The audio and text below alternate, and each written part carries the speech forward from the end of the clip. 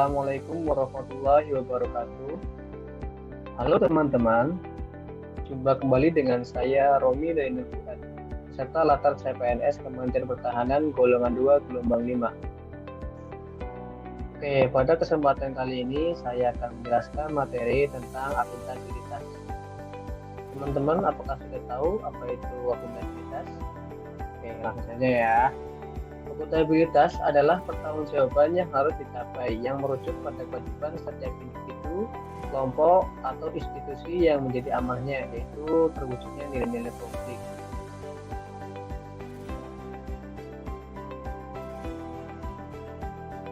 Kemudian ada aspek-aspek akuntabilitas. Aspek akuntabilitas itu ada 5 ya, teman-teman. Yang pertama ada akuntabilitas keuangan. Kemudian akuntabilitas berorientasi pada hasil, lalu akuntabilitas membutuhkan adanya laporan, lalu akuntabilitas memerlukan konsekuensi, dan yang terakhir akuntabilitas memperbaiki kinerja.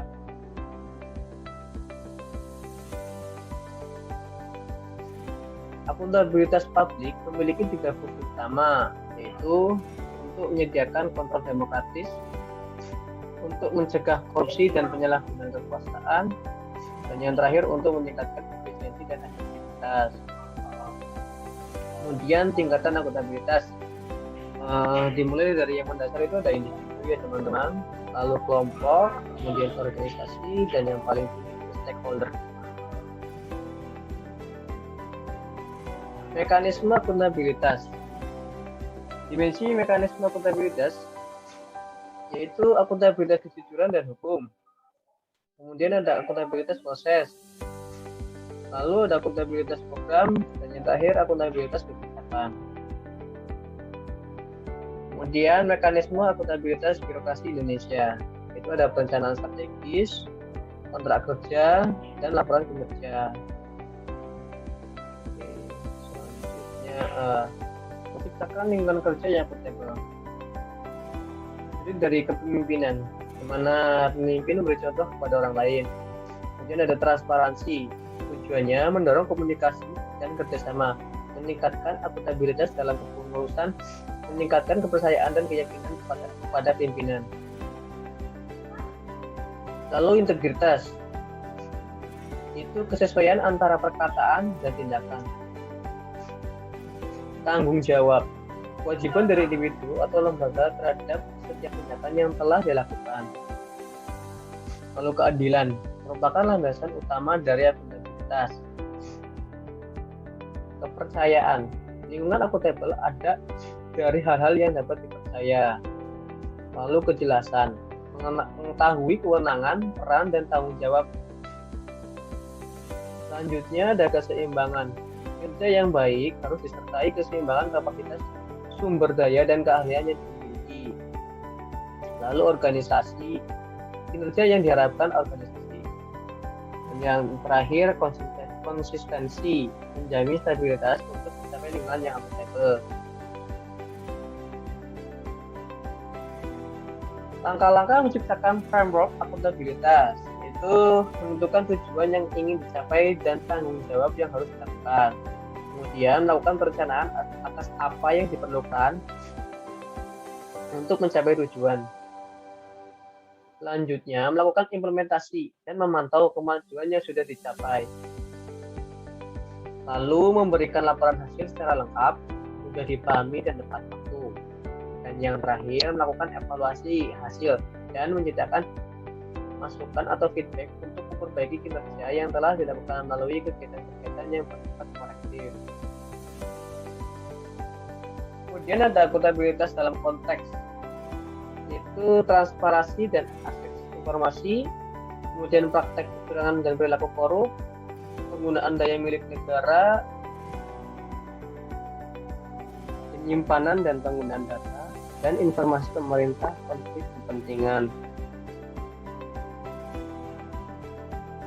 Untuk menjadi PNS yang akuntabel, sesuai Undang-Undang Nomor 5 Tahun 2012 tentang Aparatur Sipil Negara, penyelenggaraan kebijakan dan manajemen ASN berdasarkan pada asas kepastian hukum profesionalitas. proporsionalitas, keterpaduan, delegasi, netralitas, akuntabilitas, efektif dan efisien, keterbukaan, non-diskriminatif, persatuan dan kesatuan, keadilan dan kesetaraan, dan yang terakhir kesejahteraan. Personal behavior yang diharapkan dari PNS. PNS yang akuntabel. PNS bertindak sesuai dengan persyaratan legislatif, kebijakan lembaga dan kode etik yang berlaku untuk perilaku mereka. PNS tidak mengganggu, menindas, atau diskriminasi terhadap rekan atau anggota masyarakat. Kebiasaan kerja PNS berlaku dan tempat kerja pribadi dan profesional, hubungan berkontribusi harmonis, lingkungan kerja yang nyaman dan produktif. PNS memperlakukan anggota masyarakat dan kolega dengan hormat, penuh kesopanan, kejujuran, dan keadilan, dan memperhatikan secara tepat untuk kepentingan mereka, hak, keamanan, dan kesejahteraan. PNS membuat keputusan adil, tidak memihak, dan segera memberikan pertimbangan untuk semua informasi yang tersedia, undang-undang dan kebijakan, dan prosedur institusi tersebut. PNS melayani stakeholder, lingkup pemerintah, swasta, atau masyarakat.